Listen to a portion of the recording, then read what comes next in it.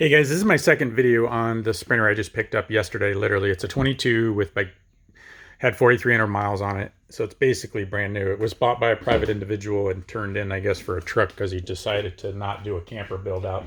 You can see where he even started doing a little bit of sound deadening, which I wished he'd finished it. This thing sounds like a 50-gallon drum going down the road.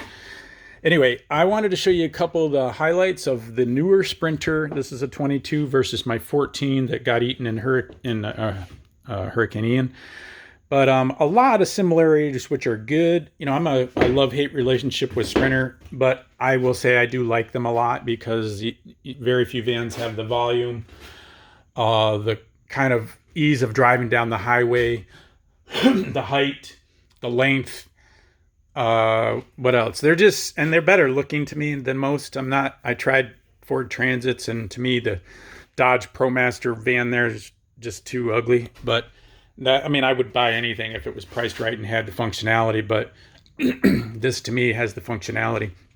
But let me just talk real quickly what they've changed since 14. The cruise is all here with a bunch of buttons. I kind of liked the 14 cruise because I was a big believer that one stick with no label, no on-off stitch or switch made sense. To me, it was a little backwards on the 14. I've always felt like you should set it by pushing it forward, the stick, and stop it by pulling it back, and then speed up, you lift it, and speed down, you drop it.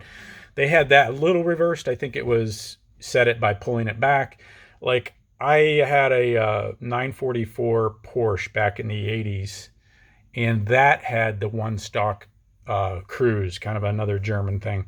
Now they went with all the crazy buttons, and this is, it's nice to drive with. Either way, this works well. I'm a big fan of cruise. I constantly drive with it. I barely ever use my feet. I just set cruise, I coast, I turn it off, I cancel it, I turn it back on, up, down, left, right, whatever.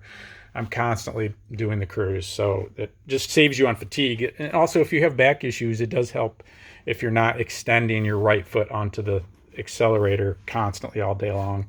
It will help you with the lower back issues. So what I found with this, the seats are just as good.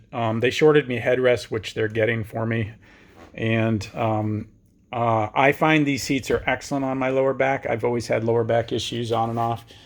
And my Toyota Tundra, which is out the window there, has always been awesome for my lower back. It's one of the few seats that actually improves the feel of my back. These are also seats that improve the feel of my back. I think it's the seating position of being elevated and having your legs drop down. But what is different about this one, you still have that little cranky thing that tilts it, which is nice. You have the pump thing that lifts you up a little bit, and you have the dial to recline it a little bit. Now it's got this funky little over-engineered thing, which I would have preferred they eliminated and gave me something else that I could use, but it's got this little thing. I guess some people are going to love that, but it's kind of a weird handle that's right there, and I guess it works. It's got a simple slide. So it's basically the same feel. Like if you closed your eyes, I think your back would feel the same in these, your body. They're pretty decent for long haul driving. Sometimes I'll use a tailbone pad. But going on, obviously they changed all the dash and AC vents type of stuff. And one thing I was a little disappointed, this one doesn't even, I didn't know it, but this one didn't even have a single glove box lid. I was in one that had 3 glove box lids. That was a brand new extended diesel at the dealer. This and every other one had 1 glove box lid, and now I managed to buy one with no glove box lid. So I liked my old one where it had the huge glove box lid here, which I like that better. This one, just all your junk's just going to be out and strewn around. No glove box whatsoever in this thing other than this open thing. I kind of like a closed glove box just for hiding things and keeping them tidied up. This one added a bunch of different cup holders, which I don't know if is a great idea. I mean, for a van that you want to get in and out of, it's kind of a shin or leg basher, especially if you're a larger person. And then they continue to put this emergency brake in the dumb spot that I think it's really stupid because you're going to be going to the back of the van. It's like an ankle buster.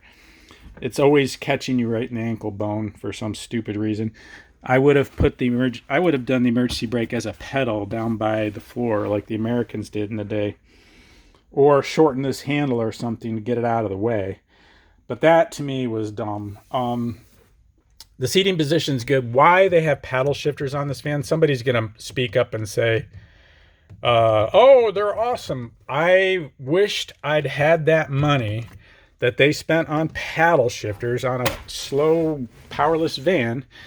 I don't mean that. It's powered well, but you know what I mean. I don't need paddle shifters. I wish they gave me some plastic paneling and got rid of the paddle shifters, or gave me a glove box lid and got rid of the paddle shifters. I mean, I want to know what budget I would have if they got rid of the paddle shifters to spend elsewhere. Crappy radio, like my previous one was crappy. It works, but geez, it doesn't get more basic. And you know, I wished I'd gotten some radio buttons up here so I could scan through the radio switches, but I would have preferred that over paddle shifters. Oh, here's the dumbest design I found so far. Okay, so you got your directional stalk here. This to me is a really dumb design. Okay, so you're going to turn left or right. Left is the one that gets you. So I am missing a finger, so maybe there's something different going on here because I'm using my long middle finger. But you go to hit the stalk, and see how that's beveled? It's beveled so that you hit the top of the stalk here, and the force goes here. And what's it do? It rotates your wipers on. Yesterday, first drive, which I'm sure I'll get used to, but you actually have to be conscious of it. I turned the wipers on and scrubbed a dry windshield like 5 times yesterday, just because when you push down on the stalk, just the bevel of that switch dials it on and turns the wipers on. Now, why would they build something that stupid? I have no idea. And yes, I can deliberately grab it and down here and not turn the thing on, but why should I have to think about that? To me, it's idiotic. Poor design on that stock. A lot of unintuitive things with Mercedes sometimes. I do like the shifter thing after a while. It's definitely better than having something clunking around in the way here on the 14. And the push button start's great, of course. That's fine. The AC's strong. Vents work okay. They're a little limiting. Yeah, they're kind of cool. You turn them and they go off. Power windows, power mirrors are good. The mirrors, they shrunk. I mean, they were bigger on my previous van. I wish these were a little larger for such a large vehicle. I think they should be bigger. I almost feel like I have as much glass on my Tundra as I do this thing, and this thing's twice the size. So yeah, I would like a little more mirror on the side. The windshield's the same shape as my 14, so I was able to use my sun shields from the previous van that I saved. And this is okay, quite complicated. You'll never be able, I mean, obviously you know what position's what. Little button turns on that light, but the other ones are codes that you'll never know what they mean. You have to get used to that. Once you call the emergency thing here, you don't know how to hang up on them, or at least I don't. These little things shrunk a lot. The previous ones were a lot more volume here, and now they're a little tighter, and they're not as much room up there, but that's okay, no big deal. My previous one was a crew, so I had the bench seat mount. I tried to buy another one, but I couldn't find one. So now I'm stuck trying to put a bench seat in it. And I have no insulation. The other one had a headliner throughout the whole thing, and this one has nothing. So this is a drum. And the other one had basic plastic paneling on the lower levels in the back doors, and it had glass in the back. So that's a little different. A lot of it feels and looks the same. I do like the door lock mechanism being down here now instead of on the dash. I never really figured that one out on the dash. It was always a guessing game. The Mercedes. And then I thought this was the lock button, but this is now the AC restart button, which I wish they just told you that instead of, it's got that little tiny symbol. But you know, when you get a little older and you need glasses all the time, you're constantly wondering what's going on. And then this thing is wacky. This is a rear fog light. I think that's really a thing from Europe because I know they're fond of those types of things, but I couldn't figure out what the heck that was. Pushing the button, looking on the front of the vehicle, finally saw the light flash in the rear, and it actually turns on one red light on the driver tail light.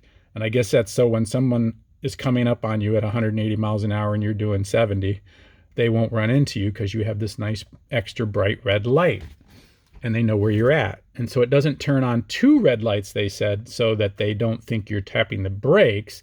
They just think you have a bad tail light. So in the US, in Europe, they know what it means. Here, we don't know what it means. So that's kind of weird. That's kind of a European leftover maybe that rolled over here by accident. Anyway, those are just kind of some of the funky idiosyncrasies. This is nice and simple. Temp, fan speed, it's fine. simple enough. Flashers, yeah, that's simple enough. It's got little cubbies, which are fine. I don't know what the heck these things were here for. These are little clips they put on the visors so that you don't get crazy and your visor doesn't attack you. Maybe I don't know what that is. These were on here. I couldn't undo the visor until I took these clips off, but that's kind of weird. All right, guys, this is a mouse pad. Just think of it as a mouse pad. I played with it all the way home, trying to figure it out. Of course, I don't read the manual.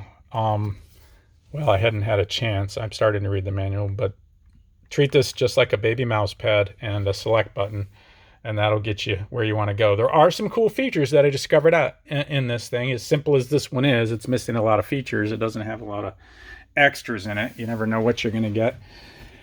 But it has a way of adjusting the aggressiveness of the brakes, which I thought was great. Because when I was driving this thing initially, I was like, oh my God, I got to relearn brakes. Because every time I touched the brakes, I was getting whiplash. And so I found out that you can go into the brake setting and adjust the assist. Oh, and I also, what a weird day it was yesterday. On the way home from Daytona, it happened to be kind of like sunny, stormy in a sense. It was super, super windy. Like 25, 30 mile an hour gusts, maybe more. And it was slapping me around like a rag doll. So, of course, I got to experience this supposed, wind safety thing on these new vans, which to me is another moronic thing that you can't turn off as far as I can tell so far. I've read about it before I bought this accidentally. I stumbled on it. But yes, I experienced it firsthand. It does nothing more than scare the crap out of you and probably puts you at peril more than anything. So you're up next to a semi truck and you come around the other side and it's doing 30 mile an hour winds left and right and it slaps you. Well, it taps all the anti-locks out of the blue when you're doing 75 and you're next to a semi, and it makes you think you're going to crash, and it sounds like your transmission just hit the ground. So I don't know what that does for you, but yeah, I've never really worried about my Sprinter flipping over in the past, and I've been through some hairy winds in all my Sprinters, but I don't think we need that help to help it not flip over. I can drive just fine, but yeah, they're trying to help you, and you can't turn it off as far as I can tell. Now, there is some sort of like, how hard do you want the traction control to work in this system? So you can go in there, select to the traction control setting, and I put it on mild or soft, whatever it was. Maybe that affects the wind thing too, because initially, before I reset that to the softer vision, I got hit with that wind correction thing, and I was like, oh shit, that's what that is. It scared me. And then I toned it down and I got slapped around. It got worse on the way home, and I didn't really get that many more alarming hits. Now, part of it was that I was used to it, and part of it was that maybe I toned it down. I don't know. Somebody's gonna have to dig into that deeper and see if that reducing that traction control thing is also tied to the wind, thing, whatever that is. Anyway, I don't like it. I want to be able to turn it off. And that's the problem with some of these vehicles now. They're trying to do you favors that you just don't want or need. And but as far as fit and finish, it's improved in this model. I think this is a nice little touch. This little stitchy armrest thing looks really nice. It's actually helpful on the elbow. And the fit of the panels is a little nicer, I think, in here.